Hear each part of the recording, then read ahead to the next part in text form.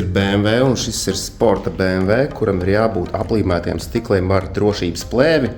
Ja nav plasmasas stikls, šī gadījumā šeit sānos ir plasmas, un sānos izvēlēts stikls. Tad šajā gadījumā ir jālīmē drošības plēve, kura ir 200 mikronu bieza. Tas ir šāds biezums, ļoti bieza plēve. Pilnīgi var dzirdēt, daudz izvēlās, lai izietu tehnisko komisiju vienkārši parastās, kuras īsti nestrādās. Viņas plīstot stiklam vienkārši tāpat viss aizlidos salonā vai kā. Šīs drošības plēves strādās kārtīgi, paliks viss vienā gabalā tādā, vienā veselā. Tāpat kā plīst priekšējais stikls, nesaplīst, nelido nekas, vienkārši paliek zirneklī. Tāds viss šeit ir uzlīmēts kārtīgi.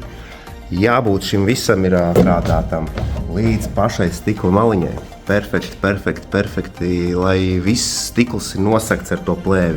Pretējā gadījumā, ja šeit būs pa īsu, tā kā pa mazu ielikts iekšā, viņš tāpat izkritīs ar visu plēvi ārā.